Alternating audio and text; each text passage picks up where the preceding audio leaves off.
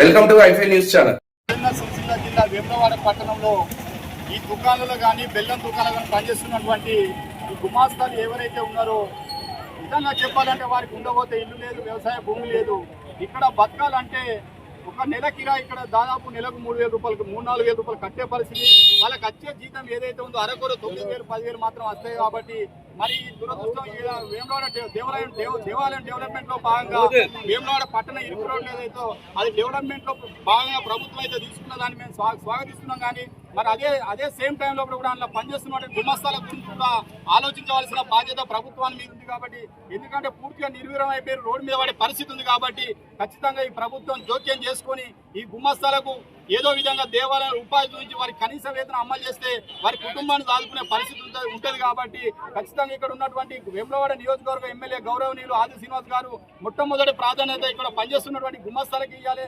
దాదాపు 25 ఏళ్ల నుంచి వాళ్ళు కష్టమో నష్టమో పనిచేసుకుని బతుకురు. కాబట్టి ఇలా పూర్తిగా పని నిర్వహణ అయిపోయింది. కాబట్టి ఇప్పుడు దాదాపు ఈ రోడ్లు కోలుకోవాలన్నా కూడా దాదాపు ఇంచుమించు ఒక 6 నెలలు ఏడాది పట్టే పరిస్థితి ఉంది. కాబట్టి వాళ్ళ జీవితాలు అగమ్య గోచరంగా తయారైనాయి. కాబట్టి దయచేసి ఇప్పటికైనా ప్రభుత్వం గుమస్తాల పట్ల మొట్టమొదటి ప్రాధాన్యత ఇవ్వాలి.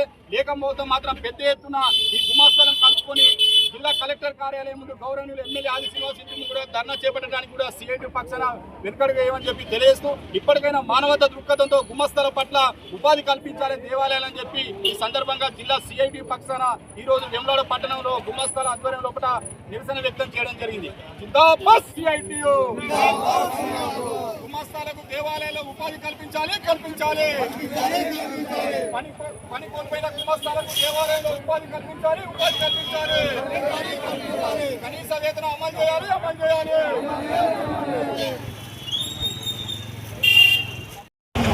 వేములవాడ టెంపుల్ డెవలప్మెంట్ భాగంలో ఇక్కడ పనిచేస్తున్నటువంటి షాపుల్లో పనిచేస్తున్నటువంటి బెల్లం దుకాణాలు కానీ కిరాణా షాపుల్లో కానీ పనిచేస్తున్నటువంటి గుమస్తాల పని కోల్పోవడం జరుగుతుంది. వాళ్ళకి జీవనోపాధి లేకుండా పోతుంది.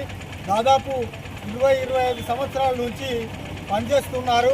వాళ్లకు నెల జీతం వస్తేనే వాళ్ళ పిల్లల చదువులు కానీ వాళ్ళ ఖర్చులు ఎలా తీసుకునే పరిస్థితి ఉంది. కాబట్టి ఇప్పుడు ఈ టెంపుల్ డెవలప్మెంట్లో భాగంగా ఇవన్నీ కూలగొట్టడం వలన వాళ్ళకు ఉపాధి లేకుండా పోతుంది. కాబట్టి ప్రభుత్వానికి మేము కోరేది ఏంటంటే వాళ్ళంతా చదువుకున్నోళ్ళే. కాబట్టి ఈ టెంపుల్లో ఎన్నో కాంట్రాక్ట్ పరంగానో ఏదో రకంగా వాళ్ళకు ఉపాధి కల్పించే విధంగా ఈ ప్రభుత్వం ఆలోచించాలని మేము సిఐటిగా జిల్లా కమిటీ తరఫున ప్రభుత్వాన్ని కోరడం జరుగుతుంది.